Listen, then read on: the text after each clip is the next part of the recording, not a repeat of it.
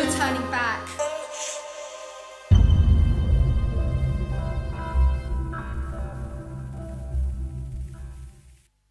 So I just want to welcome you, Magenta Pixie, and just to let you know that you've contributed so much to my evolution, and I'm so grateful for you. And you've been such a consistent beacon of light in our community, and you've helped so many of us. And I just really, really want to acknowledge you, my beautiful sister. Oh, Jen, thank you so much. That's so nice of you.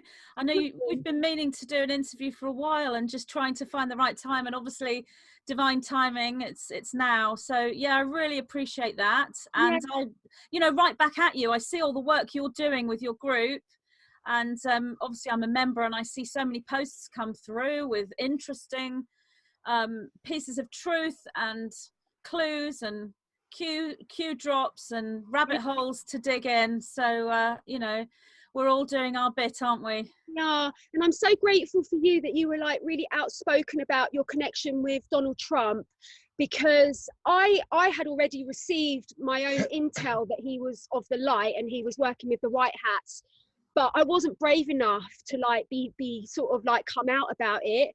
But I so appreciated your stance, and even though like you got hammered by so many people with the derangement syndrome, it didn't stop you. You just kept on saying, this is my truth, and I know this resonates for me. And I just think it helped so many of us find our voice in terms of like stepping out and supporting him. Yeah, because really, I mean, what's the worst that can happen? You could be attacked on social media, and potentially loads of people could end up hating you and not following you anymore, and you might not be looked at as a truthful resource, potentially. But because I've got that connection with the 9, I always know that won't happen, because when truth is presented and it's actual truth, that truth has a life of its own. So there'll always be some people that rebel against that for whatever reason, but truth itself will always sustain. So even if you are attacked, you'll never be attacked by everyone. And obviously you're finding that out now, because you've been putting that out on your group. Yeah, oh my God, that was a number, suddenly going pro-Trump, pro-Q. And there were so many people with the derangement syndrome in the group. But, I created the group because it was about the solar flash event. And obviously this is the preliminary to the solar flash event. So I had to sort of like step up and be really, really open about where my allegiances are and where my support is. And the truth of the matter is, me and Liam, we feel such an incredible sense of loyalty towards him, because we know the role that he's taken on a spiritual level for all of us. So I actually get quite offended. I actually feel quite hurt when people like abuse him and stuff. Like it's like a member of my family. It's like they're talking about my mum or my dad. Yeah, I do understand. And I felt like that as well, because when you actually do see someone energetically and empathize with them, and you see what they're doing and how much they're sacrificing and how hard they're working and how open their heart is, despite all these foibles they might have with a personality, you can actually take that on board as if you know them. But I try hard not to let emotions come in with anything. I fail miserably if it's actually one of my children. If somebody actually attacks something to do with my children or something about them, I mean, the mother thing comes out. But I try really hard to remove emotions from people who are genuinely outside the family, like Trump. But I felt what you felt, so I understand. Did you say your partner's name was Liam? Yeah. My brother's name was Liam. He's got hair same length as yours as well, and a beard. My brother Liam, I'll have to send you a photo later, because you actually look a bit like him. You've got similar colour hair, you two. Just as him with the beard, was it? Yeah, the right Jesus beard going on. Yeah, my brother looks really similar to you. I'll have to send you a photo. And they've called him Jesus, when we were younger.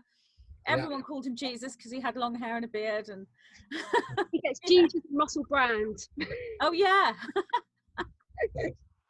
He's funny. Of course, my husband's got long hair and a beard as well. So when I used to go out in the early days of being with him, and I'd have my husband with me and my brother, people be saying, sorry, which one's your husband? How are you related? Because they thought they were brothers because they looked so similar. And I'm like, no, this is my husband, this is my brother. So, long hair and a beard, it's the archetypal spiritual male. And there is a reason for that. The hair is your antenna.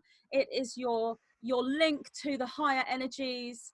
And that's why many men for years have had a calling to grow their hair, because, as I said, it's an antenna. Yeah, definitely. I got a download. It's slightly off topic, but one day I was like, Spirit, why do men have bald heads? Like, there must be a logical reason why God has given men bald heads. And just instantly, this is what I received.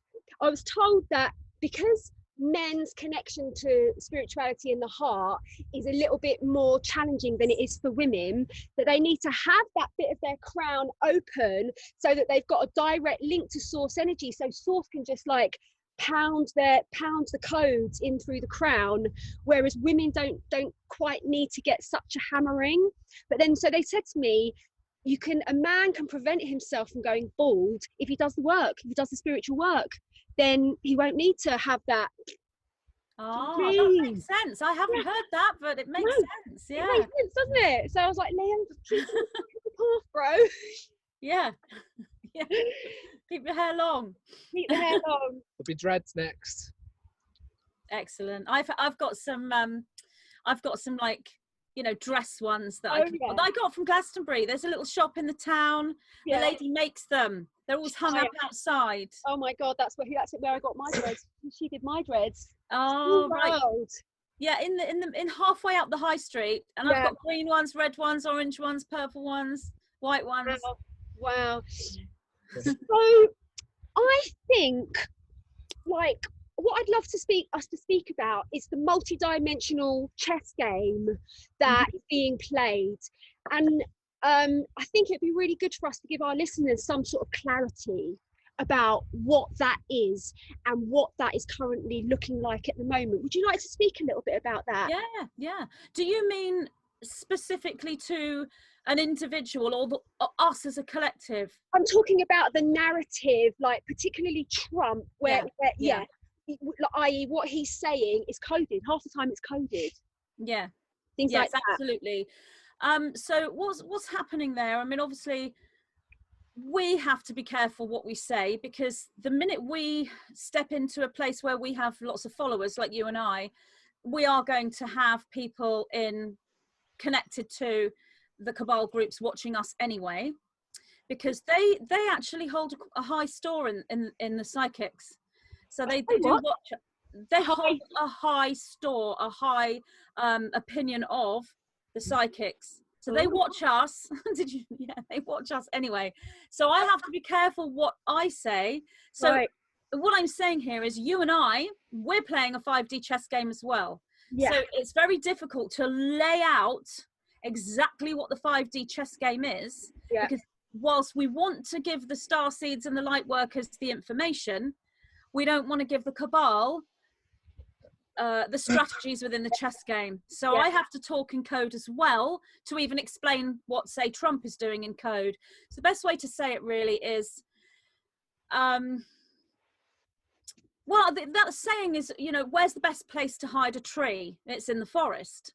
You need to blend in and present like the group you are with if you want to not be seen and not be attacked by or stopped from working by that group.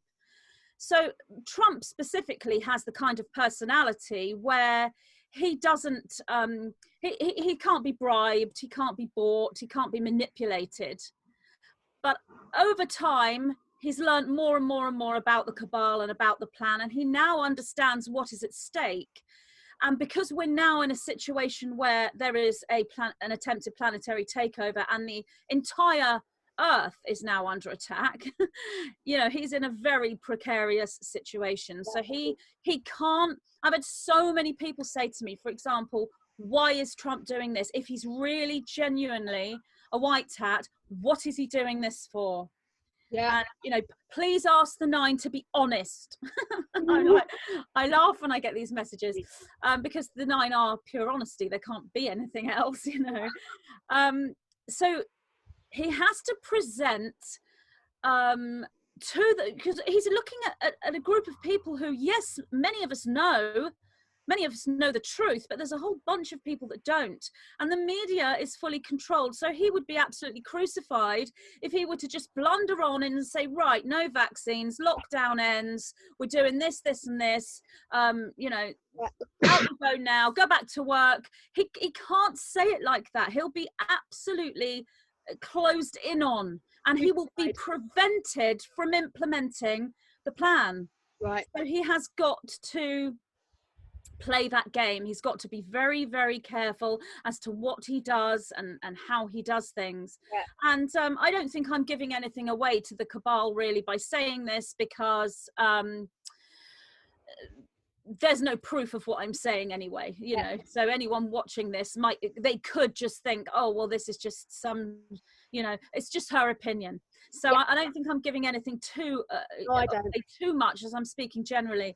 So really, you have to understand, the way to discern is not through the third dimension. It's not through what someone's doing, what someone's saying. It's energetic, which is the higher dimensional frequency, and that is the multidimensional chess game. Yes. That's why you see this, I see this, and others who are able to, you either have the critical thinking mind where you're adding everything up like a puzzle piece and coming to the correct conclusion.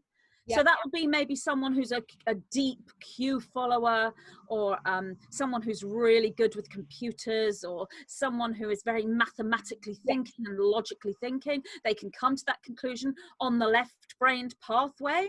Or the more sort of empathic feminine way of doing this is working with energy. The tones, the frequencies, the energetics that you feel, that you see, and that comes from training, and it comes from spiritual awareness.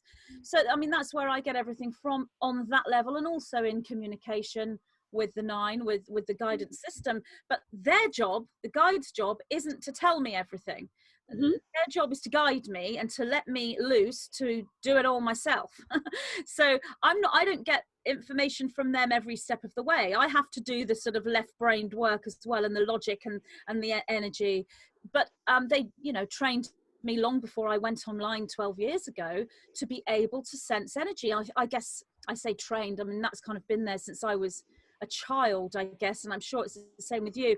I didn't know that was anything any different from anyone else. It wasn't until I got to school and I was about, I don't know, 8 or 9, and I could talk and say, you know, don't you feel this? And then I slowly realized I was a weirdo. You know, so that's always been there. Of course, that's a Starseed code. We came in with that. We came in with the ability to sense energetics. So that's the 5D chess game. Yes, that's so well said. Yeah, that's the fight. And I totally relate to that, because whenever I tune into him, I almost invariably get goosebumps, and I get really emotional. I get like this rising of emotion, of love towards him. And, totally. And wanting to protect him, and like we sit and we pray for him, like we get really emotional and we pray for him, and we ask God to surround him in the highest protection, and we send telepathy to him. So I think you're absolutely right. Like, and it's interesting because Liam was very much of that left brain, male, analytical, how he came to his love for Trump in a way, wasn't it? It was through deciphering all the Q drops and working out. It is exactly how he got there. And that's more the male path. Yeah. And for me, it was a case of he came to me in the dream time. Yes. Yeah. So basically, I had this dream. It was 2018 or 17. I can't remember. And I had this dream that we were on a train and we were sitting in an old-fashioned carriage. And there was a few of us sitting opposite each other, and he was by the window and I was sitting directly opposite him. And I got up and I walked over to him. This was before I knew anything consciously of who he was. And in the dream, I looked down at him and I said, I see you. I know exactly who you are. You are playing the role of the fool, but you don't fool me. Yeah. And he said to me, he went, victory to the Alliance. And he put his hand up and went, Excellent. I've had a lot of people write to me that they've had Trump dreams with similar messages. Really? Yeah, especially people who were on the fence about him, and then he'll come to them in a dream. And if they're open to that energy, with me, it was different. It was when I saw the lead up to the election, I just felt, I don't want anything to do with this. So every time it came on the TV, I just turned it off. I just, for some reason, I just felt to just not even give it my attention at all. Yeah. And it wasn't until after the election and Trump had won, I thought, right, now I need to look at this. Yeah. Because I then knew that something historically massive had just happened in the timelines. And I thought, I need to work out what this is. Yeah.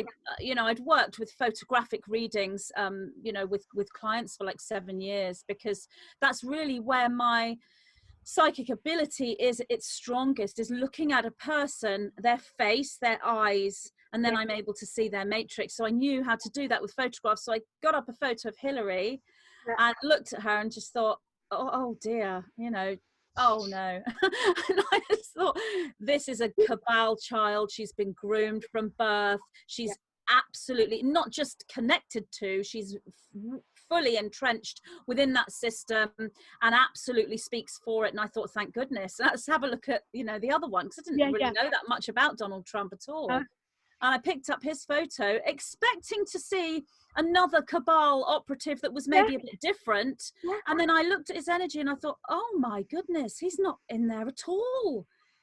He's not connected to the cabal. If anything, he's like, working outside of it, against it, kind of. And I thought, what am I seeing here? And then I realized, and I saw his personality and why he was where he was, what he was doing, what his role was, because the matrix then opens up into other times and futures. And I saw everything in that one photograph, and I thought, thank you for how amazing that we have manifested collectively, because we almost did this before with Obama. This is the thing. When Obama got in, the collective was manifesting change and light and a different way of being. Obama had integrity, and I sort of was looking at his energy prior to the election, and him regarding McCain. That was a huge shift, because the McCain timeline was absolutely horrendous and a direct link to the New World Order, just like Hillary. But Obama wasn't. At the time prior to the election, there was a potential there for a moving away from that, because there was a certain amount of independence and open-hearted goodness, and the energy that was guiding Obama was a service to others frequency. So I saw all of this. I made a video about this. I've had people write to me since and say, why have you got a video saying Obama is the new president of light? Because I don't take videos down, because at the time of upload, that was correct information. However, I saw him again after his inauguration, and it was, very quick. Within a week to 2 weeks, everything changed. And he was hijacked, his energy went in, and it was like he had been forced in the worst possible way to then be a spokesperson for the cabal. So it was McCain they wanted, but at least from their point of view, the cabal's point of view, Obama was I don't know whether it was bribery or whether it was threats or whether it was whatever it was, it was enough to close him in. And I thought, gosh, what a shame. And that was literally 2 weeks after the inauguration. But I never took the video down, because it was correct at the time of upload. Do you know what I heard about that? That apparently within 1 week of his inauguration, George Bush Sr. kind of went up to him and was like, you effing nigger, we've got you now. If you don't do absolutely everything we say, we are going to murder you. We're going to murder your family. Makes sense. So that fits the energy. That fits the energy. And I remember also that I was brought through channeled messages about him as well, and I definitely tuned into exactly what you are speaking about. That it was almost like he was bringing a promise of hope, of fresh energy within the political arena, but obviously he got hijacked. So what we then needed and I say we, I know we're in the UK, but obviously everything that happens in the US is sending a ripple out globally. Yeah. So we're all connected to this American political situation. It's because it affects timelines. Absolutely. It affects the timelines. It's not, people say, why are you so political? I'm not political. I'm spiritual, and they are absolutely intertwined and interlayered, and you cannot separate one without the other. So certainly not if you understand timelines. So what we manifested collectively was that same change and hope and light and goodness, but it had to be done from someone who appeared to be like them, who had similarities. So people will say to me, he's service to self, if I ever saw a service to self person. Well, it depends how you interpret service to self. If you want to interpret service to self as slightly narcissistic and someone who sees America as theirs, then yeah, but that's great, because that's what we need. But if you mean service to self as in a service to self negatively polarized faction, absolutely not. This is a service to others individual, but can present a service to self. That's the right energy needed for someone who's going to do the job. And then other people will say, well, you're crazy if you think Trump is going to single-handedly take down the cabal. He's not single-handedly doing it. He's in a place of strategic importance, but he is not doing this single-handedly. That is insane. You're looking at sort of 9,000, 10,000 people across the world, if not more. Of course he's not taking them all down. This is a collective effort, and we're all part of the same collective effort. Absolutely. And as we know, that Q is the globalized military alliance, and so that connects to Russia, to China. We've got white hats all over the place that are all working together to basically eject the New World Order timeline completely from this matrix. Yes. So absolutely. But also it reminds me of, because I don't know if you know, but I regularly host these quite large global transmissions. And it was the time when Jeremy Corbyn was about to get elected, and also Bernie Sanders. And my spirit team, they guided me to host a transmission whereby we were going to be focused on putting in leaders that were truly of the highest angelic frequency, that were pure service to self. And so we did this transmission, and I had loads of people, like good 300 people on it. And I thought at the time that it was Bernie, that Bernie was the good guy, you see, and I thought Jeremy Corbyn was the good guy. But then it's so funny how then suddenly it was like, everything just shifted, and Trump just sort of like won the election. So I think that there is something in that, and it definitely reminds me of that time that we did, because we all stood, we were like, no, we need a leader that is a global leader that is going to take us out of this mess, and we've had enough. But I also feel so much because people criticize me by saying, you know, he's no savior, he's no messiah, and you know, you shouldn't be projecting this onto him. But what I say to people is that we did the work. We as individual starseeds did the work to raise our vibration, to stabilize in fifth dimensional consciousness, and to stabilize on that fifth dimensional timeline. And because so many of us were able to do that, we collectively attracted a leader that was going to be a mirror of our starseed intentions. Absolutely. I've had people say the same to me, such as, you know, why do you hero worship him? Why do you put him on a pedestal? Why do you treat him as though he's the second coming of Christ? The simple answer to that is, I don't. I absolutely do not do those things. I don't hero worship him. I don't put him on a pedestal. And I'm sure if he was stood next to us right now, he would say, thank goodness, because I don't want you to do that. You know, that's not what he would want. This is about someone having the right personality to be able to go into a den of vipers. He needs to be a little bit of a viper himself to deal with that den of vipers. You can't put a lamb in with the vipers because they will eat it. That's the issue. And he was a billionaire, so he met Jeffrey Epstein, and he saw the horrors of what he was doing. And he was the one, and that was part of his inspiration for going into office. And I don't think he wanted to go in. He was asked to, wasn't he? He was asked to go in, and it's not something he wanted to do. But when the sort of situation was laid before him, and he realised, oh my goodness, you know, no one else can do this job. You know, I am actually born to do this. I suppose I'll have to. It was a reluctant stepping forward, which is the case with any leader. Nobody wants to step into the limelight and be a leader and speak in front of thousands of people. That isn't our world dream, and it shouldn't be. Fame and all of that is not in alignment. You know, but we have to, because we're not in a balanced reality on this planet. We're in a hijacked reality. So we have to step up. Yes. We have to step up and do what we came here to do.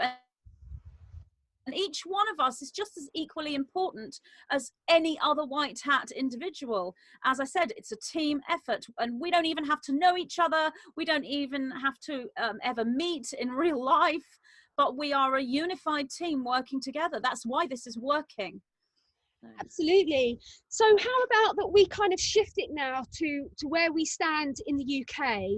And I'm a little bit confused about the Boris situation, because at the beginning of lockdown, we were really tuning into Boris's higher self a lot, and we were getting very, very clear messages that he is a white hat, and that he's working for the alliance. He's obviously got to work with optics as well, but essentially he's a good guy and he's on our side.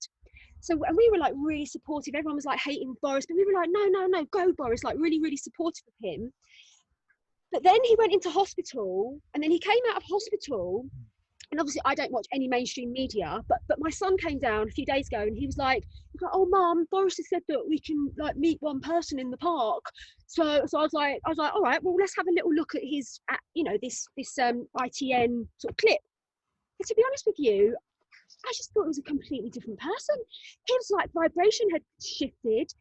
I was so irritated. I thought that he was so patronizing and quite reptilian almost. And I couldn't watch it. I was like, it made my stomach feel funny, and I couldn't watch him speaking to the UK public in that way. What are your thoughts on that? Well,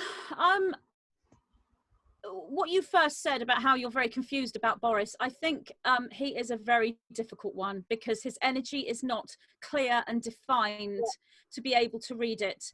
And there is also the etiquette and permissions, which is, we are really, if we're respecting the higher energies and we're not infringing on another's free will, we only read the energies to the point where it's conducive for us to do so. So if someone is disguising themselves in some way, even if it's for nefarious reasons, it isn't right for us to go, you know, barging on in and having a look and think, right, why are you doing this? Why are you doing that? So there's a certain field around Boris, as there is around many individuals that might be connected to the cabal in some way. There's kind of like a magical field that isn't so easily readable, whereas Trump, it's like, this is me. You know, the only thing hidden is the 5D chess game from those who aren't seeing the energies, but he's not deliberately hiding that. He has to do that, but he's not hiding it from us. So when the election in the UK came around, Boris was definitely the better of the candidates that were going to win. I mean, if you want to see a balanced white hat individual that is fully 100% white hat, then that is, I mean, he wasn't even running. What's the name of the guy who? Jeremy Corbyn? Yeah, no, the one who ran the Brexit party. Oh, Nigel Farage. Yeah, Nigel Farage. He's the only person I have personally seen in UK politics that is fully 100% white hat. Wow. 100%. There's just like Trump. Just like Trump. So, Trump's 100% white hat. He has to play the game of wearing different hats, but he's white hat. Nigel Farage is out there with that energy. It's as clear as day. There's no subterfuge with him at all. Yes. So had he become prime minister, wow, that would be wonderful. But for some reason, that wasn't, you know, in the running, if you like. Things weren't meant to be there. So Boris Johnson was the better choice out of the other candidates. Yeah.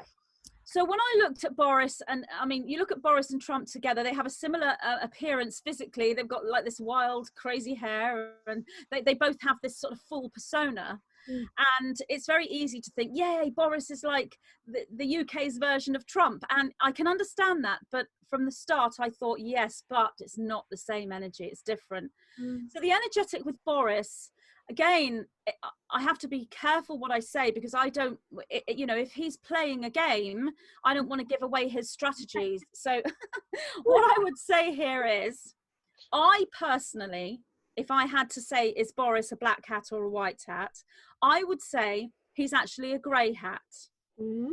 I don't, you know, that's just a metaphor for someone who isn't fully white or fully black. If you're using those colours as a metaphor, it's really, really difficult to use those colours as metaphors, because that can appear to be a racist metaphor, and it's absolutely not meant in that way at all. It's literally a metaphor to explain these different negative or positive vibrations. Yes. So it isn't meant that way, and I don't really like using black hat or white hat as a metaphor because of that, out of respect for you know, white people and black people, and the fact that we're unified. However, how else does one explain, you know, we have to speak in metaphor when we're talking about this stuff. So I would say, using the metaphor of black hat and white hat, I would say that Boris has never intentionally been a black hat. I do feel that he has been manipulated by black hat individuals, and he has been put in positions where he's had to do black hat biddings. Yes. I feel that that's why I'm calling him a grey hat. Having said that, I also feel that he has been in communication with white hat individuals, and he has done and may yet still do white hat operations. So it's an unknown quantity with Boris, and I think that it needs to be the case. And really, yes, we can influence the overall energetic of how things play out with our political leaders, but we can't influence Boris as an individual. Boris Johnson has to make the choice as to where he's going to place his allegiance. And I think at the moment he's sitting in a grey hat position, which is better than him being black hat for the UK, but it's not as good as it could be if he was fully white hat. However, I think it might be very difficult for a fully white hat individual to make it into politics up until this point. Things are changing drastically, and you know, as we go forward, we will see more and more evidence of the white hat light. If I could have Nigel Farage in that position, I think that that would potentially be better for us, not necessarily though for him personally. I think he made the right decision not to go for that position. So that's my stance on Boris. Grey hat, that's where I'm going to put him. That's interesting. Did you ever see that Q drop? I can't remember what number it was, but it said install UK PM. I did. I don't really know what that means. I do look at Q drops every so often. You know, I've got people I'm close to that follow Q, so they'll let me know new Q drops. You know, they came out this morning, so I'll go and have a look. I think they're very interesting, and I think the whole Q movement is great for the awakening of individuals. But I don't necessarily follow it fully, and I don't really understand what that meant. So you mentioned about him going into hospital. Yeah. And the change afterwards. And what I would say there is, I know that there's a lot of talk about Boris having been switched or changed or cloned or something. Personally, I mean, obviously I don't have all the answers here, but, you know, working with the 9 and with my own energy, what I'm saying here is that what I think is that he genuinely did have a illness. You know, he was not well. I'm not going to label that illness because it could be all number of things, but he was not well, and I think he's recovering from an illness, and I don't necessarily see a replacement thing going on. I could be wrong, but I'm going to say that he's still the same person, but he's recovering from an illness, and that's why he appears different. Also, while he was away in hospital, certain things were changed. I don't know what, but something was changed somewhere, so that when he got back into the position, something had already been done and he couldn't do anything about it. So right. he had to shift his energy to go along with that as well. So there's definitely been shifts and changes. Yeah, I'm getting a little bit of a vision of that Boris is being pulled. He's being pulled by the Trump camp, and he's being pulled by the establishment. Yeah, and I think would agree with that. Yeah, and I think that that probably what happened was a black hat move. Yes, I would agree with that. Yeah, I would agree with that. Yeah, so we just want to move to America now. Yeah.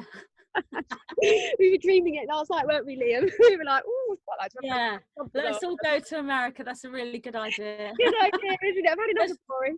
We can't get in anywhere though, can we? No, we can't get in anywhere. Planes and I mean, I'm sure we're supposed to be here. I mean, if we abandon the UK, it's like, well, you know, we were born here and we've grown up here, so obviously we're meant to be here. And then there needs to be light workers and starseeds in each area, and you know, so we're clearly where we're supposed to be. But we're strategically placed for sure. Strategically placed, yeah.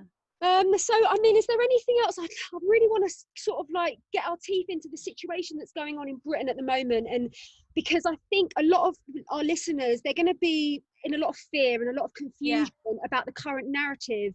Yes, well, they will be, because it's designed for that. Yes. Obviously, Boris Johnson is predominantly delivering a strategy that he's told to deliver. Yeah, he may be putting in some of his own agendas, which if they are white hat leanings, then that's a good thing. I feel that the strategy has shifted from a head-on attack, as in a forceful I'm coming at you attack, and that was the sort of the red, you know, they had all the three was red, wasn't it? It was like the traffic light system was red before, so this was like I'm coming at you with attack, red for danger kind of thing. And that was met energetically with many, many declarations of sovereignty, predominantly from women all over the world. That energy was counteracted. Then now there's a shift in strategy, and it appears to be a shift that is gaslighting the people. It's so confusing. It's kind of like me coming up to you, and I don't know, it's like me slapping you around the face, and you say, "Oh, Magenta, why did you do that?" And I'm like, "Jen, I didn't slap you. I swear I didn't. Why would you think that I just slapped you? I would never, ever do that." And you're thinking, she's telling me she didn't slap me and she seems really genuine, but I just felt her slap me around the face. That's gaslighting. It's making you feel crazy. That's what this strategy is doing. That's why everyone is so confused. The onus is on you. It's like, stay alert. What does that even mean? Oh, you can go to this park and see one person, and then someone else says, oh no, you can see two people. Oh, you can do this at 4 o'clock on a Friday, but you can't do that at 3 o'clock on a Wednesday. It's absolute deliberate confusion. It's a psychological warfare strategy, and it's worse than a head-on attack, because the onus is then on you, and it puts you into limbo and anxiety. And when limbo and anxiety continues long term, this creates a myriad of health issues, which is why the 9 and other guidance systems, and I'm sure your guides have said the same thing, like a decade ago, were telling us, get prepared, deal with your shadow, work on this, work on yourself, because we are ready to deal with this. They can't gaslight us. We're aware of what they're doing. The minute you're aware of the game, you are immune from the trap. So if you see what they're doing and you understand it, you think, okay, I'm not going to be gaslighted. I can't find any cohesion within this new strategy because there isn't any. I'm going to put that strategy to one side, and I'm going to find my own inner cohesion. I'm going to remain in happiness and joy and bliss and focus. I'm not going to go into limbo. Limbo is a good psychological place to be if you have a decision to make. For example, say you have a relative that is dying and you have to choose between one treatment or another treatment. Then you go into limbo, which is kind of like 0 point, but it doesn't have cohesion. It's not a good place to be, but it assists you in decision making, and it's a short-term psychological place to be.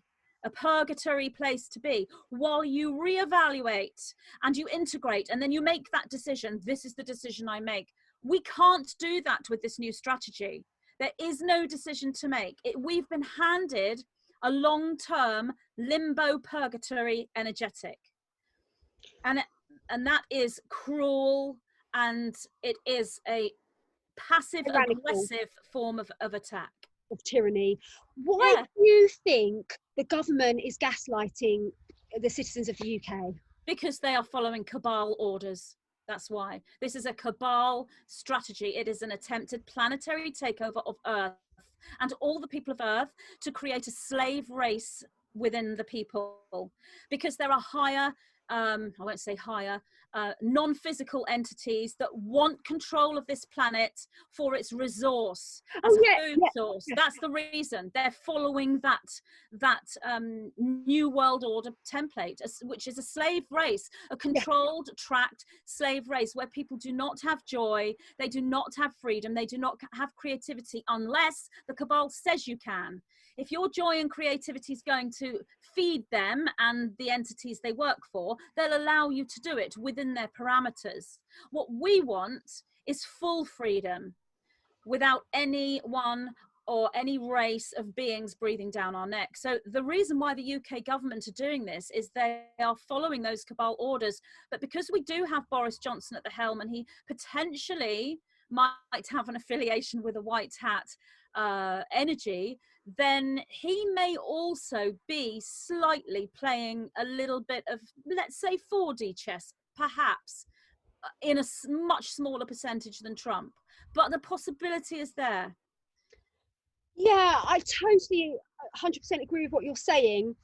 But if you look at the situation in America, Trump has said we're good to go. We're happy. Let's open up the economy.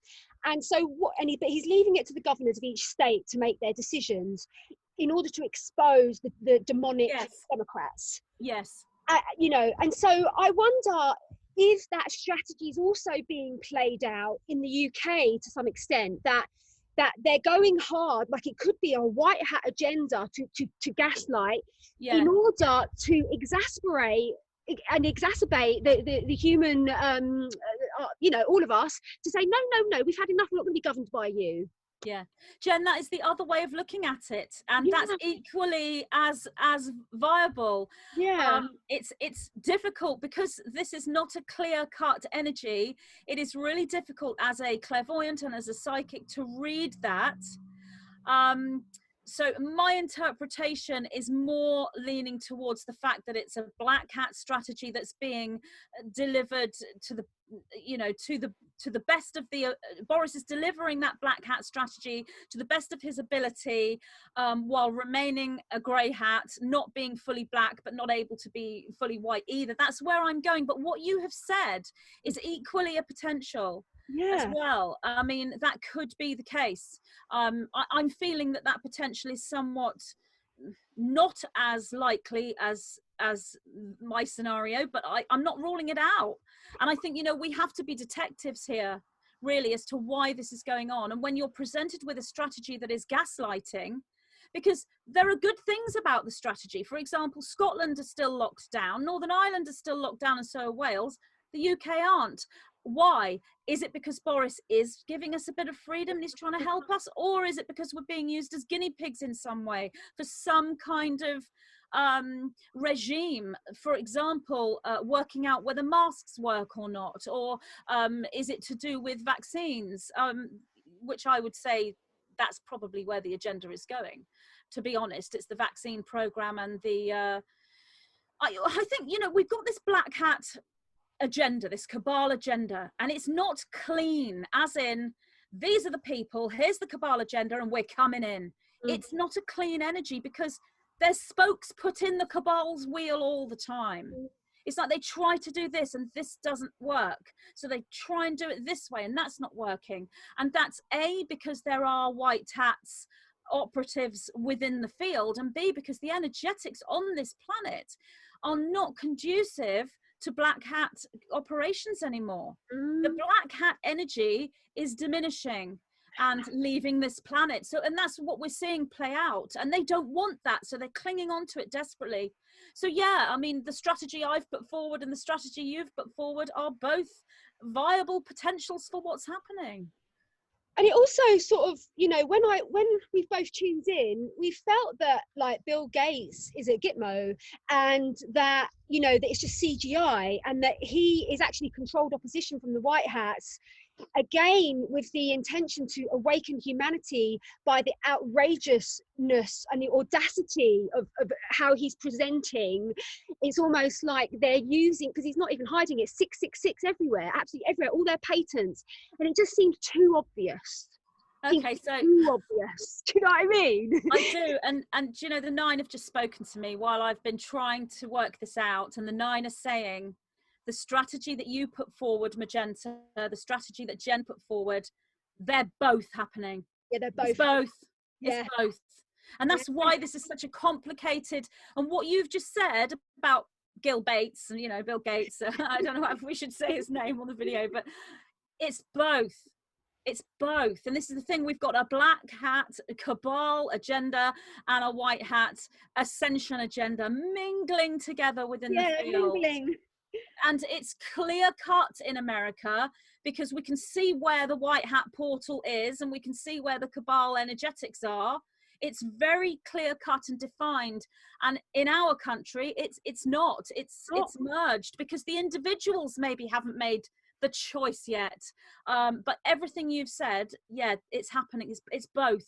It's a gaslighting the people, but in return, the flip to that is gaslighting the cabal as well. That's the 5D chess game that's being played out.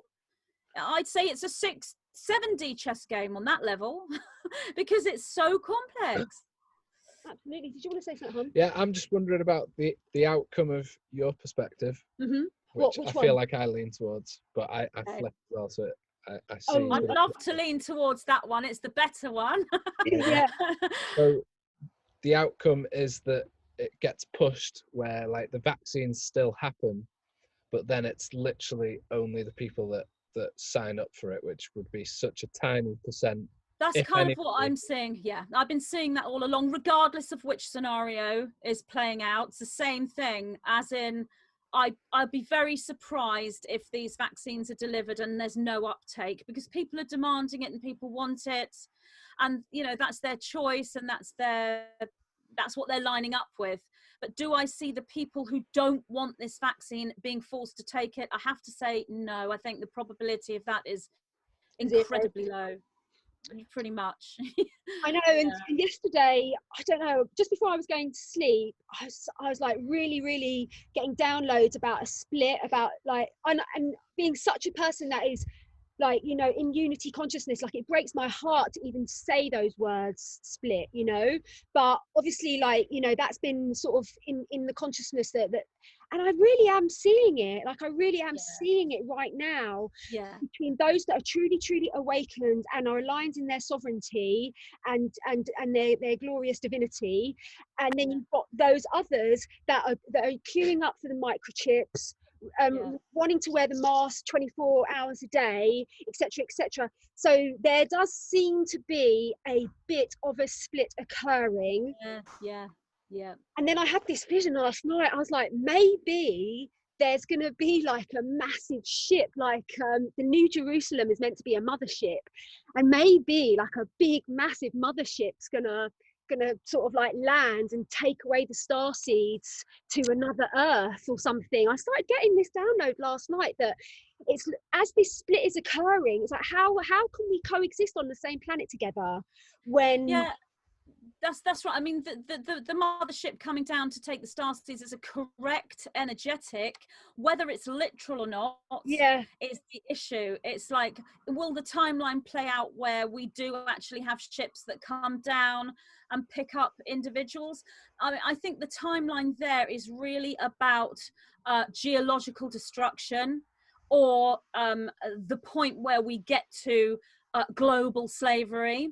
And I don't see geological destruction getting to that level. I don't see global slavery getting to that level. Therefore, I don't think that it would be a literal ship necessarily. As I said, what you're saying is a correct energetic. I'm thinking that the mothership is within, and this is to do with us raising together and raising our lights. Having said that, I never thought lockdown was literal.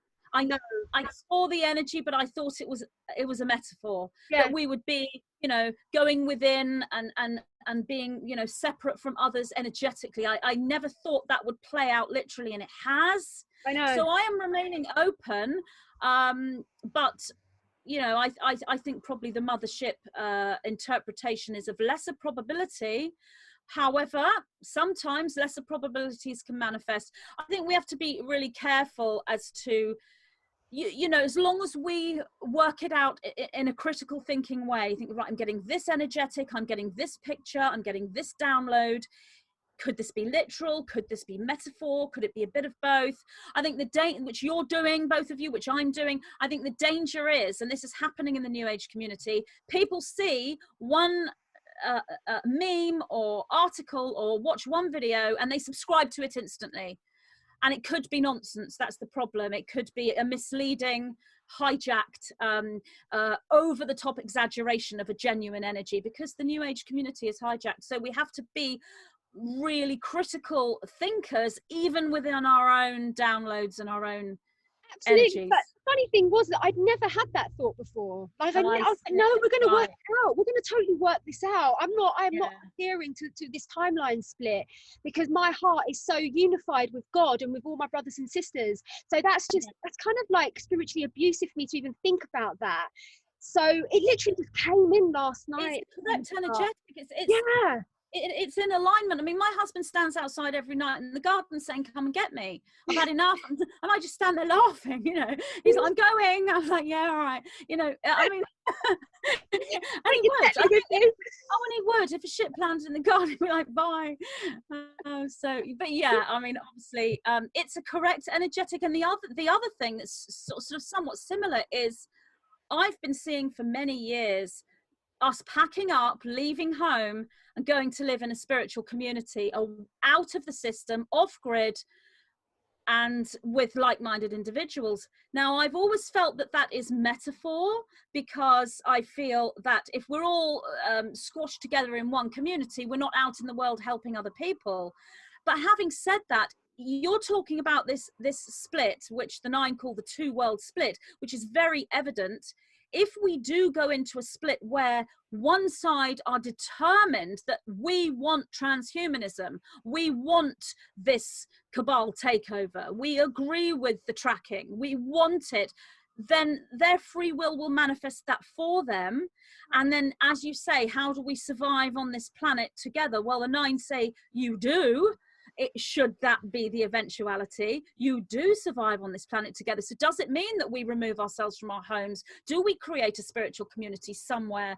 The other way of looking at that is that the individuals that are in that other world where they believe the false narrative, and I think this is probably more high in its probability, is that something happens, series of events or one large event or both, wakes these individuals up to the point where they make the choice that no, they don't want that, because at the moment they don't believe that they're making that choice. They think they're making a choice for freedom. They think the vaccine equals freedom. But what happens when they're shown more information and then they start to see what we see? I feel that the two world split, it could be, when I say permanent, it will never be permanent, because the outcome is absolutely not that. It's how long does the two world split last for? Is it going to last for the rest of this year and change in 2021, or is it a 5 to 10 year you know, that's the question. How long does this last for, and in what degree? Now, I've seen people in that other world believing the false narrative already starting to question now, even though they're already. So I believe that this two world split up until a couple of weeks ago was 4D, 5D, those that believe the truth, and 3D, those that do not. But I'm now seeing this to be 4D, higher 4D.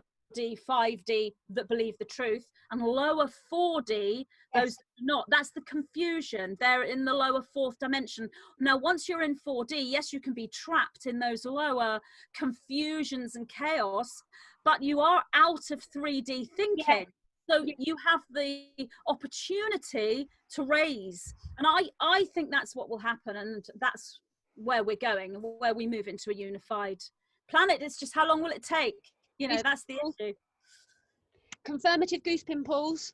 You feel that, do you? Yeah. I feel like it's going to end up being the optimum. Absolutely. I do. I have no doubt of the outcome. I really, really don't. It's just all of this stuff on the way there. Right, yeah. And also, like what you were saying, it takes me back to that download that I received last night about the mothership, because also along with that there was sort of like it wasn't like conscious thoughts, it was more just kind of like dropping in sort of visions. But then I was seeing how one way that it could work was by us going into a community, exactly what you said.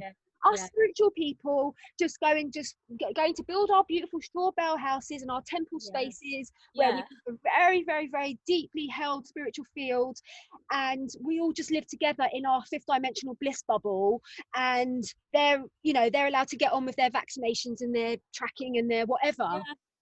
We don't have the weather for it though, do we? Well, I feel like the macro, like the both version of what you're saying is going into America, and once the wall's up, like that, America would be our spiritual community. Yeah, we're thinking a lot about America at the moment.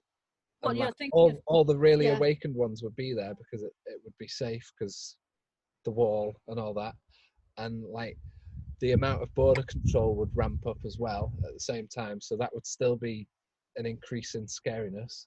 Like literally nobody would be allowed in, or nobody could leave. But it would end up being like a spiritual haven. That would be a mass exodus. All the light workers from the UK just like get on the plane and off they go, and take all their families with them. And Trump would be like, whoa. Well, and not just the UK, like all of Europe, everyone flocks to America. Trump would go, we've got all these light workers coming. We made America too great. I mean, families, just the really awakened ones, just for a time What about Finn? We've got to take Finn. We'll take Finn. Yeah, see, like me, I can't go without my children, and I've got one in the other world. You know, I've got one of them with a foot in both of these worlds, doesn't really know. I've got 3 in the world that are awake, and I've got one in the other one. So I wouldn't want to. Yeah, at the moment. Children? I've got 3 awake, and funnily I had one that's always been awake since childhood, but I've got 2 that woke up since virus and lockdown. Really? Rapidly, because obviously I paved the way continuously, but it's very much like, yeah, whatever, mum, yeah, whatever. You know, yeah, you've written another book. Oh, that's really cool. Yeah, here's my book, darling. Oh, yeah, in the bookshelf. Yeah, that's cool. It looks pretty. It's only now that it's like, that's what mum's been doing. All this time. I actually had my daughter say to me, all this time, this is what we've been doing. She can't believe it. So I picked up your book and I read the back cover. She read it to her husband, had listened to this and just read the back cover of my first book. And they both sat there with their mouth open like, your mum's been into this all these years. It's so sweet. I'm like so glad they've woken up, because like when it first happened, I'm thinking, you know, I've been able to manage this 2-world split, you know, keeping all of that to myself and still being a mother. Yeah. But now with it, you know, us immersed in the New World Order takeover, how on earth am I going to connect with my children? So luckily, you know, my 2 girls have woke up really quickly from the sort of, you know, base foundation of the Cabal plan, right up to spiritual awakening and synchronicity in a period of what, 2.5-3 months. It's amazing. So you've kind of like gained from the lockdown. Well, I think I feel that every starseed and light worker, if they are holding even some of their space in joy, bliss, trust, faith, connection, then they will have done. Yeah. But obviously it's not easy to remain there all the time, and I think that going into fear is completely normal, and as long as that is understood and learned from and integrated. So yes, I guess when it comes to my children's awakening I've gained, obviously I have fears for the New World Order takeover plans. You know, are they going to take my children? Are they going to take my grandchildren? Are my children going to ring me in tears because my grandchildren have been taken? Will I ever be able to hug my daughter again, or my son? Will I ever be able to hold my new grandchild? So but they are ego-based 3D fears, and when I integrate them, I don't feel that that they will manifest for those who are holding that viewpoint. I think that if you're locked in the fear, you could draw that timeline towards you, which the Nine have been saying ever since I've started putting this information out, is that we're all going through the same thing, but we're each manifesting different individual timelines. So it may be that some people do experience a more fearful reality, and others actually experience a blissful, connected, awakened reality. It's all to do with where your energetic output is and what you're drawing towards you.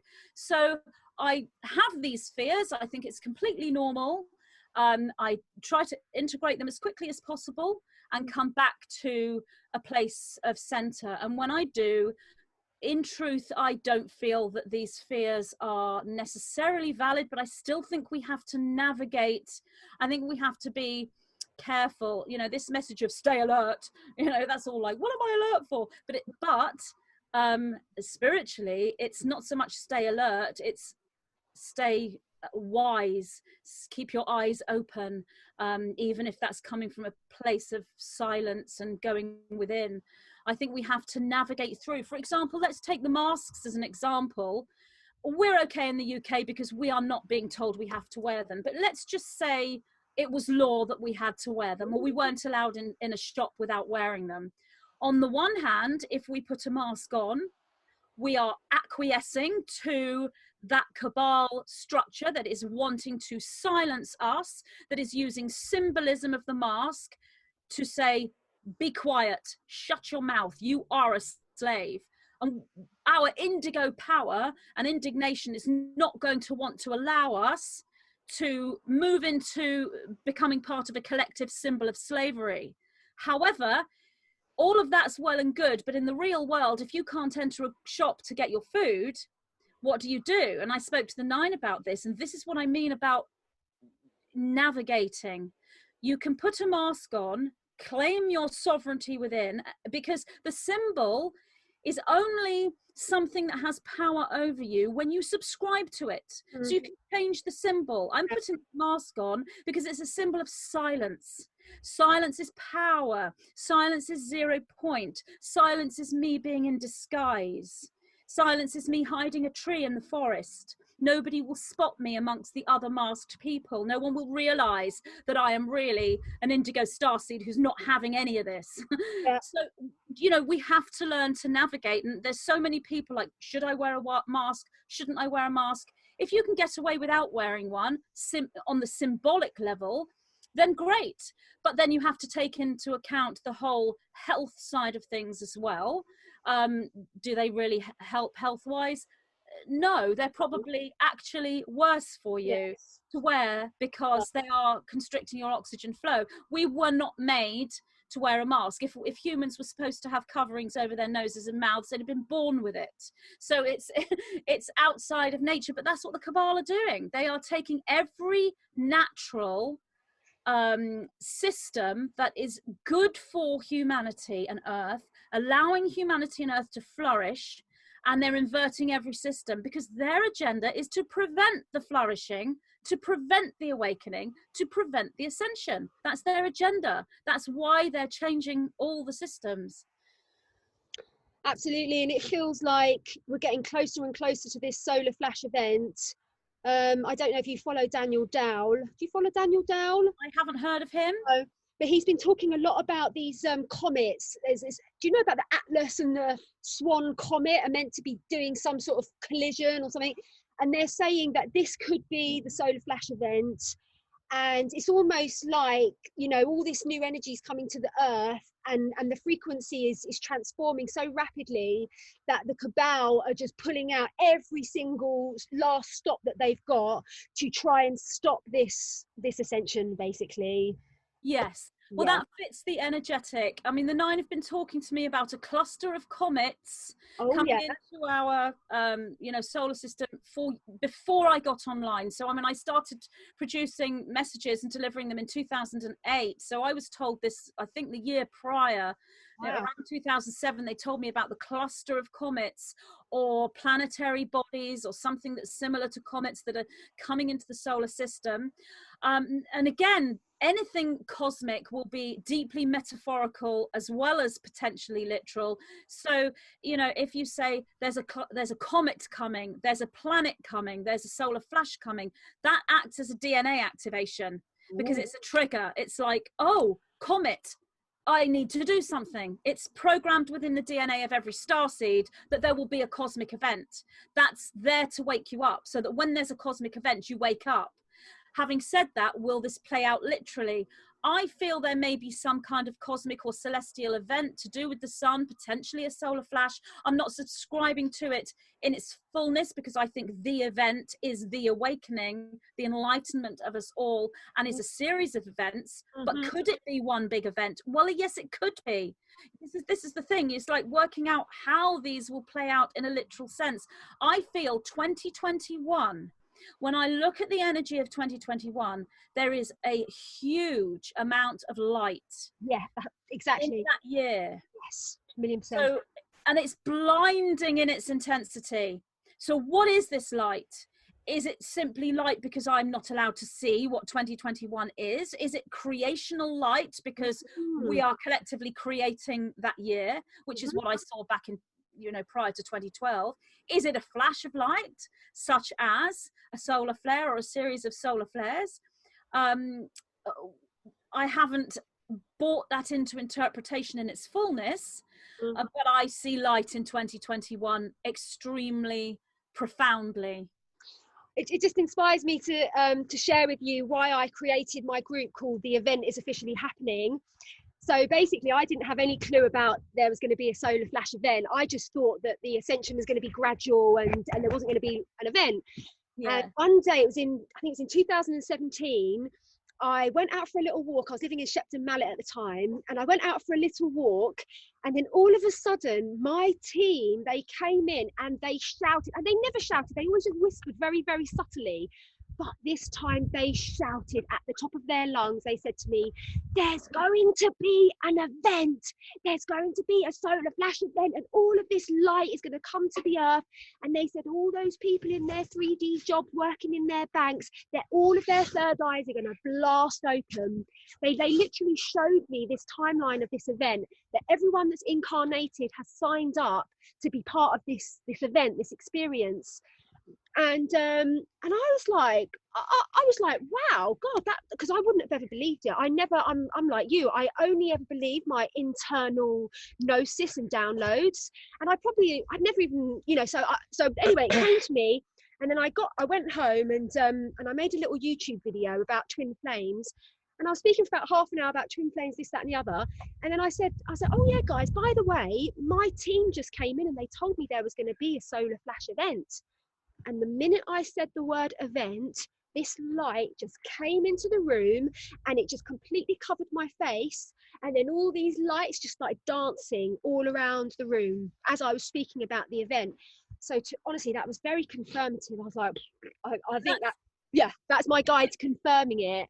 And that's in alignment with the energy. That is in alignment. And but it's like, sometimes when we get something, is it exactly as we are bringing that download down? I mean, somebody wrote to me recently saying for 20 years, they have envisaged earthquakes and volcanoes occurring in America at the beginning of May, and they were very, very worried about, you know, being in the country because of these earthquakes. And they asked me, and I said, this 20 years they've been picking up about earthquakes in May 2020 in America, in the early part of May. So the date's already gone, by the way. It's not something that's going to happen. And I said back, I think what you're picking up here is it's in alignment with the energy. Oh, energetic, show you something. Sorry, have I lost you? Oh, right. Sorry, you're back. Yep. So I said, what you're seeing is shock waves, and they are emotional shock waves and psychological shock waves. So this is and of course the earthquakes didn't occur, and this was early May, and the date has gone. So often these things could be literal, but not always. And when it comes to the event, the 9 said to me, it's an event horizon. And the event horizon is the boundary to an infinite structure, to an infinity. So that's us as an individual. It's the collective of all humanity. It's Earth. It's the solar system. So the boundary to that, could that be that something is coming into the solar system and coming into our DNA? Or is it that we are becoming aware of our infinite nature? Is the light and the pineal gland simply a higher awareness? Because light actually occurs within the brain and in the DNA. When the DNA is activated and the brain synapses are activated, it's like electrical light firing within. So, you know, is this photonic light, or is it actual light? It's multi-layered, and you know what you're picking up is in alignment with the energies that are occurring. The question is it a literal event, a series of events? Is it an event within? Is it the event horizon, as the 9 is saying? So there are multiple ways of looking at this, and I think we're each on our individual path, and we each have to work out for ourselves. And in many ways, are we even supposed to know? I mean, I've known about the ascension for, 20 years, but I never, ever picked up that this would be a virus. Not once. Not once did I ever see that. It was an absolute blindsided, complete bowl me a googly, whatever. I just didn't pick it up on any level. No, I don't think any of us did. No. So some of these things are like, get prepared, and something is happening and how it might occur, but actually seeing how it does occur. And the reason for this is because this is a convergence of timelines rather than one timeline. So within that convergence are multiple different probabilities as to why. The only thing that ever made me think was when I watched that film 12 Monkeys with Brad Pitt, where they release a virus. Have you not seen it? You've got to watch that film. Well, you've got to go and watch it. I mean, it's an amazing film, and I'd love to watch it again now. I've actually seen it about 3 times. Wow. It's one of my favorite films, but watching it now, knowing what's happened, I'll probably pick up even more. I mean, it is amazing. It's, time travel and virus kind of topic. When I watched that and they finally, well, without telling you the story, because if you're going to go and watch the film, I don't want to give you any spoilers, but there was a part in the film where it did touch my heart a little bit, and I thought there was this tiny sort of feeling of, could that ever happen, but I dismissed it because it was so out there, because I'm watching it in a sci-fi film. Well, the genre isn't actually sci-fi necessarily, but 12 Monkeys with Brad Pitt, he's yeah, I won't tell you, I won't spoil it, but you've got to watch the film. But okay, we will. And I don't know, it just reminds me about what we were speaking about the looking glass technology, and with regards to the virus. Like, the deep state obviously created the virus as a last ploy to bring in the new world order. But we know that the white hats, like Trump's family, had control of the looking glass technology. Do you know about the looking glass technology? And so basically, and what happens is, at 2012, it ended. The black hats could not look any further after 2012. All the timelines just completely and utterly collapsed. But the white hats they still had access to the other type, to what was going to occur. And so it seemed, though, to us, Trump and the white hats knew that they were going to release the virus, and they went along with that as it was a way for them to well, to give them a noose to hang themselves for a start, because they're all going to be exposed, but also it was an opportunity for them to clear out the deep underground military bases, to activate the global military. I mean, obviously we've had tanks going all around the world, but it seems like they've been working in the deep underground military bases, rescuing these children and stuff like that. So it seems like to me that the white hats used the agenda of the virus for their own purposes. They were like, this is going to work for us. This is actually going to work for us because we need humanity to wake up. And probably the only way they're going to wake up is to see the tyranny of their governments somehow. So it's interesting, isn't it? Yeah, I mean, all of that, everything you've said, as I said, that fits the energetic that I'm seeing. It's a potential interpretation of the energetic. What I was told that the dark magicians had the technology to see the starseeds and the humans on Earth, and to look at timelines and to somehow influence timelines, and that they could even see our thoughts. But I presumed that meant that they were doing this through remote viewing and other non-technological magical arts, which I do feel did take place. But it wasn't till later, when I discovered what looking glass technology was, I realized that this is actual technology, not just remote viewing work. So I realized it was even more powerful, I guess, when they're using technology. But what I was told from the 9 is same thing, that there came a point where, and again, I was shown them viewing this through magical means, but, you know, magic and technology can look like the same thing in the higher dimensions. That they got to a point where they kept seeing the same thing, which was a collapse of all the timelines and an implosion of the timelines, and all things led to the eventuality of a great awakening. And no matter what they did, there was no way to change that eventuality. And many experts were brought in, and highly trained magicians, and none of them could work out how this could be done.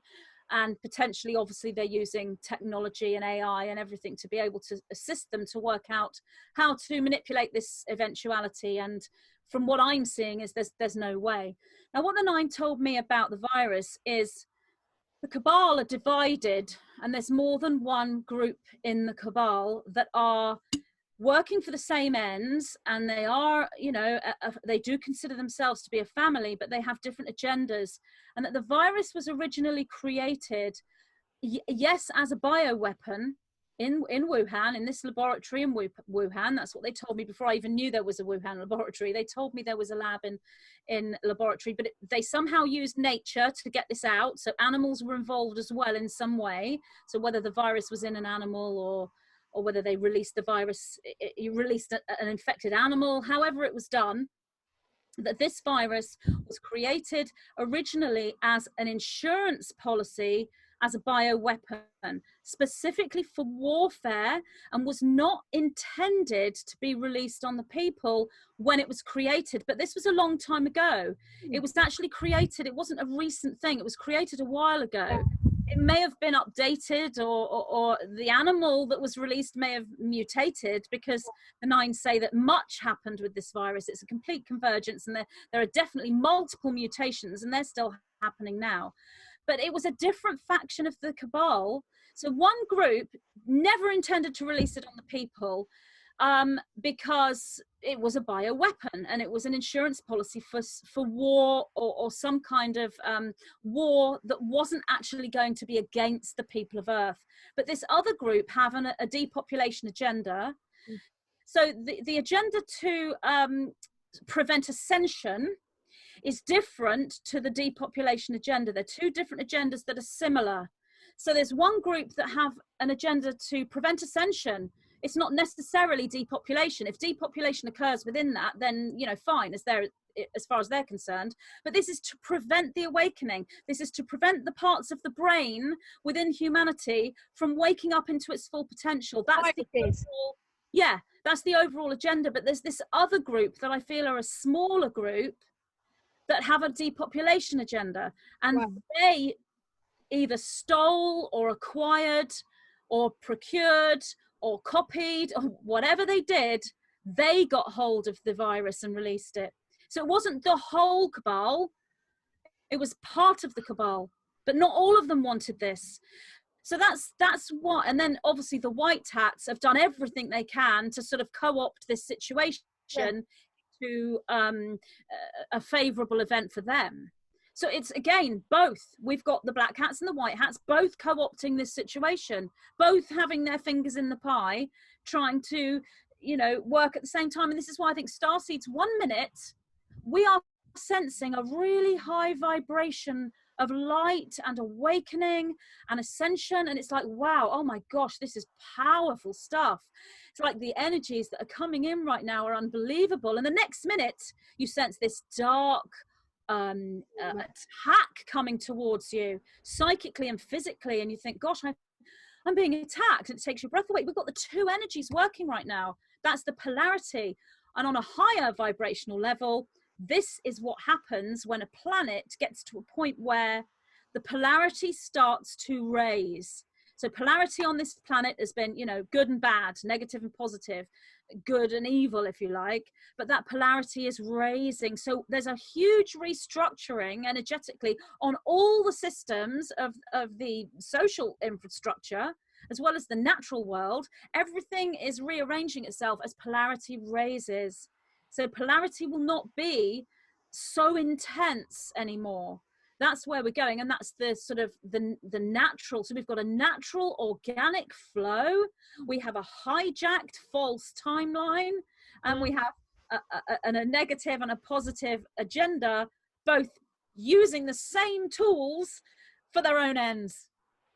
Absolutely. And I think it's really, really exciting that Donald Trump released the flag for the space, what's it called? What was it? Space Force. Space Force. Yeah. And to us, it seems like he is about to release these patented technologies, these 6,000 patents through Tesla.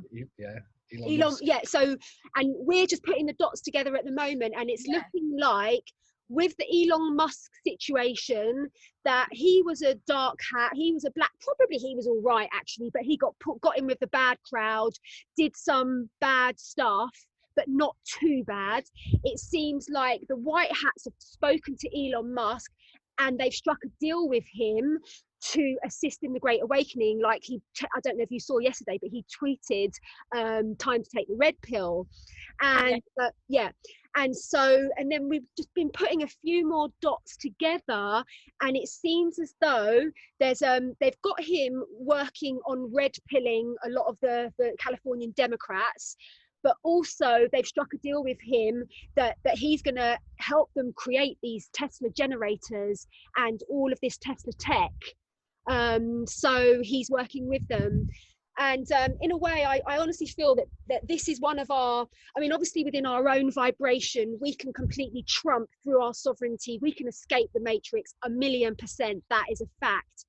But also there is this timeline where all these technologies are going to be revealed to us, like the med beds, like the anti-gravity, like the portals, the interdimensional portals. And it feels like, you know, once we get the technology for interdimensional portals, then all of the cabal's agendas defunct, because they cannot control humanity that has access to like different, like we can go pop to Venus for a cup of tea, do you know what I mean? I mean, it's going to be like this is where we're going. And I just want to let everyone know that this is what we're going to be focusing on, the 6/6 transmission, that my team has strongly guided me to work in anchoring this timeline of this Tesla tech, of getting it in the hands of the public, like really, really supporting the white hats, because that is ultimately what they want. I mean, did you see his face when he was smiling, wasn't he, like a Cheshire cat, like Trump, when he was releasing it, because he knows that this is gonna be what sets humanity free, obviously.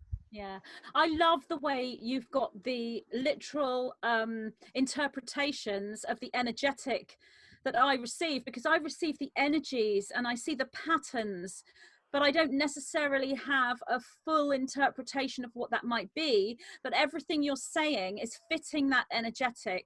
I mean, I am aware that there are technologies the likes of which we have never seen, that will assist us so much, are in our future. And that technologies and you know, artificial intelligence comes into this.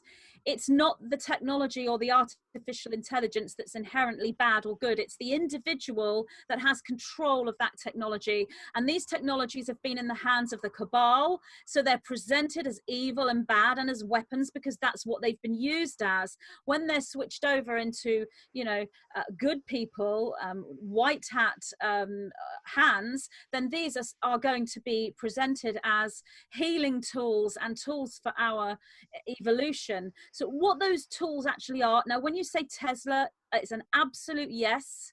That's completely in alignment, that Tesla blueprints that were presented with his work have actually created technologies, and they are there. Regarding Elon Musk, it's very interesting. So earlier I was talking about Boris Johnson, you know, black hat, white hat. I'm putting him as grey hat. Yeah. So with Elon Musk, it's similar but completely different. What I would say is, I can't really say he's grey hat. That doesn't fit. The metaphor is incorrect. What we have here on this planet is individuals polarized positive. So that's the starseeds. That's us three, the starseeds. And anyone who's a white hat is on that path and within that polarization. And then the polarized negative is the service to self. But what we also have are individuals that are polarized neutral. And that's not the same as being a grey hat. A grey hat plays the part of black hat or white hat and hasn't quite made a choice. They're really unpolarized. But someone who's polarized within the neutral is polarized, meaning that they have their center. They know exactly what they're doing. They know what they're here for. They know what their mission is, but it isn't necessarily negative or positive. It's they take the role of a balance keeper. And they may not know any of this intellectually, but their role and their mission is keeping balance. And when a planet reaches completion, which our planet is reaching, that's ascension, the rays, the eventuality of the Great Awakening, also known as completion. These polarized neutral individuals, which are balance keepers, will step forward. And what they do is they will step forward and work with the side that is, if you like, the underdog or the losing side. Well, who's the losing side? Yes, we're the winning side now, but for thousands of years we've been the losing side because the cabal has been in control of this planet and we've lived in a hijacked planet. So usually in a third dimensional planetary system such as this, the neutral individuals will move into the white hat, positive polarized arena, and will work on that side. That is where Elon Musk is, in my opinion, when I look at his vibration. He's a neutral individual. They usually have high up places and they have power. They may even have cabal dark connections, but they're not polarized in that field. And I believe Elon Musk is that. He's polarized neutral, and he is now using his mission to assist the white hat positive side. Brilliant. That really, really resonates, and I think it's going to help our listeners and our viewers to put a lot of dots together. I think this has been a really, really incredible conversation, and I would love us to meet in a couple of weeks if you're up for it, to totally a bit more detail about the royal family, because yes, that'll be a good one to talk about. There's big stuff happening. Like Sacha Stone did that drop. He was like, I'm just going to leave you with this, but a member of the royal family is dead. Yeah, I watched that interview. Fabulous. I loved that interview. I mean, all I've got there is massive shifts are occurring and the true royal family will step forward. But I've always felt that meant us guys, you know, the Starseeds. But does it actually mean that the royal family themselves are not of the direct bloodline? And I'm thinking that could well fit. So yeah, and I mean, I've just been watching that video that I sent you, and this woman has decoded that the true royal bloodline, I can't say it, Merovingian, something like that, the bloodline of the Christ. Yes. They are the true royal bloodline, and but basically they got kicked out somewhere and it was hijacked by the Windsors, and they are not they're fakes, they're the fake royals. So but I think if we if we sort of like leave it there as a bit of a cliffhanger for our listeners, and I'm definitely going to go in and do a lot of research and get my head around what's going on. I've sent you that website. It's absolutely phenomenal, that resource of that website. I think I've had a look. Putting our heads together around that subject matter is going to be very powerful. Wow. Yes, thank you. Yeah, I think we've got a good complementary kind of flow here, because as I said, I have the energetics, but you have done obviously a lot of research into how this may play out literally.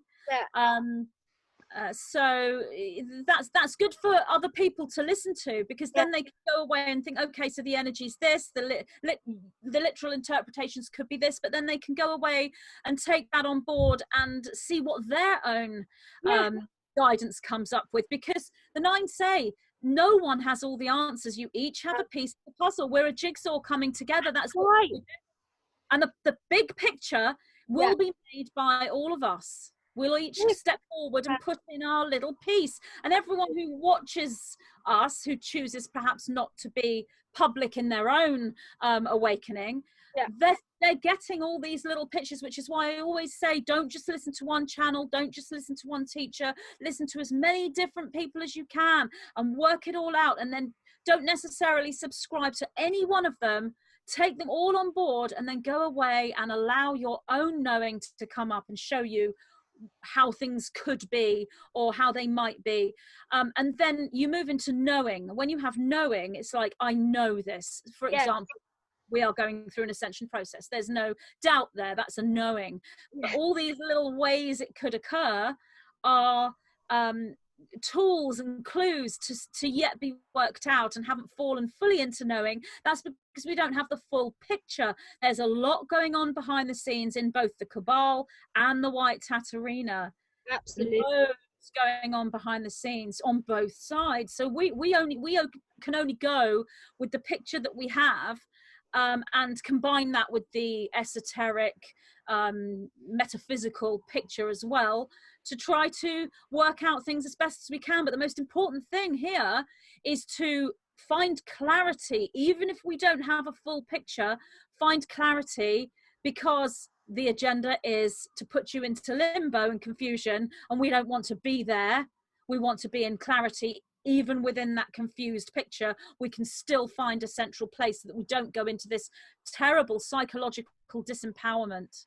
Absolutely. And I think that we should just close on each of us sharing some tips for our listeners, just to help them really, really stay in their center at this time, remembering that you are responsible for your vibration, and there are so many tools available that can help you stay very, very centered and very grounded and stabilized in the 0 point. I recommend to people to just be present, to bring your awareness to the present moment, to keep training yourself to be present, because whatever happens in the present moment, you can always deal with that. You have the grace and you have the tools to be able to deal with whatever life presents at you. Even if it was life-threatening, you can handle whatever's being presented to you in the moment. But it's only when we go into our thoughts and our mind, what if this happens, what if that happens, that we start getting the fear vibration. So I think it's so important that we always just, we train our consciousness to be present as much as possible, to feel the carpet under our toes, to look at the color of the walls, to just to recalibrate ourselves to be present. That to me seems, I mean, that is the master tool for enlightenment anyway. So you may as well use this time where there's so much affliction and there's so much confusion in the field to actually claim your alignment. Would you like to say anything about that? Oh goodness, absolutely. That's such good advice, because as you say, the fears are, what if this might happen? What if this? It's not what's happening now, it's what might happen. And that's valid, especially when you're faced with all these legislations that are going through, and you realize the powers that the authorities are getting, but it still hasn't happened yet. So being present is really important. And I would say, to come into that presence, make sure you sleep as much as you can. Do not allow yourself to be exhausted or tired. If your body needs sleep, then sleep. I love yoga, meditation, barefoot outdoors on the grass, being in nature, sea salt baths, Himalayan sea salt, eat as healthily as possible, have green smoothies. you know, spend time with your loved ones. And I know that's very difficult in lockdown, but try and meet them if you can. If not, you know, get on Zoom or get on the phone and speak to them, and do everything that makes you happy. Follow guided meditations online, you know, listen to gong baths, anything that's going to bring you into alignment, everything that makes you happy, your favorite music, and research as well. You know, if you feel that it's time you want to learn something, go and research. It's all about staying centered, staying balanced, and as you say, being in the present moment will assist you with that. So I think also it's really important to be grateful and to train your brain to go on rampages of gratitude, because often egoic consciousness is pulling you into fearful thoughts about the future. But if you just like sort of like step up into your mastery and say, no, in this moment I'm going to be grateful, I'm going to name 10 things that I'm grateful for. This is a really, really powerful antidote to the fear vibration, and to actually literally raising your vibration. I mean, this is how I got to the place where I am, through becoming addicted to gratitude, and to no longer allowing myself to indulge in that fear-based narrative of which is incessantly being regurgitated by my ego. I had to train myself to focus it on something positive. And I think that if we could pass that on, you know, if you feel afraid, or if you feel disempowered, just stop and just focus on that which you are grateful for, and really, really feel it in your heart, because we have so much to be grateful for, you know. it's so powerful. Gratitude is so powerful. It takes you away from these ego-based desires and fears, like, if I don't have this, I can't do that, or I can't live without this, or I can't live without that. If you come into gratitude, that is incredibly powerful. The reason why you've had to train yourself to do that, I've had to do the same. We're both indigo. I don't know if you were aware that you were an indigo individual. So we have more of a action-based, doing-based way of coming into alignment, whereas the crystal individuals, it's very feeling and being. Indigos are much more analytical, much more thinking, putting the bigger puzzle together. So yeah, but gratitude is you know, the antidote, as you say, to those fear-based thoughts. And there's always something to be grateful for. You just look around you, you know, look in the room you're in and the things that you have, and your health. I mean, are we grateful that we haven't caught the virus? Grateful that we are still safe and we don't have people coming into our house? We still have our family that's safe. And even if we do know somebody who's had the virus, or even if we've got it ourselves, there's still things to be grateful for. That's our own center, our own higher connection, our own cosmic connection. That gratitude transcends everything that we experience in this reality. It's like so many people can use this lockdown as an opportunity to really, really level up with their enlightenment. And that's what I'd like to. I think that's happened. Yeah, I think so. And that is why this Great Awakening is so profound. People haven't been so caught up in their rush of their lives. Time to be, you know, introspective and start to look at everything, and especially with what's happening around us, it's a huge trigger to awakening. Absolutely. It'll be fascinating. We're moving so rapidly as well, day by day, week by week. I mean, we're now in May. It'll be fascinating to see, you know, where we are middle of June, where we are in July, August, and then at the end of this year. I mean, my feeling is that this world will look nothing like, I mean, it doesn't now. We know that the old world, the minute we went into lockdown, that was day one of a new reality. Me too. Yeah. It'll never ever go back to how it was, ever. Yeah. It's never going back to normal. No. But also, like, I've just been decoding some of the latest Q drops, and along with the POTUS tweets, and it looks like things are building up to the 4th of July, that the 4th of July is going to be a real big celebration of freedom for all patriots all around the world. It feels like that's going to be a bit of a crescendo date. Yeah. So, do you know, I have a very high vibration, and on the 5th of November, for some reason. You remember that's at our Guy Fawkes, you know. That there's some huge shift around that time. But yeah, I would agree with you as well about Independence Day. I feel that as well. I think, you know, we've got repeated high spikes of energy, and the Schumann resonance repeatedly going off the charts here in alignment with our consciousness and our awakening. Absolutely. Well, it's been so beautiful speaking to you, Magenta. I feel like you are a true sister of my soul.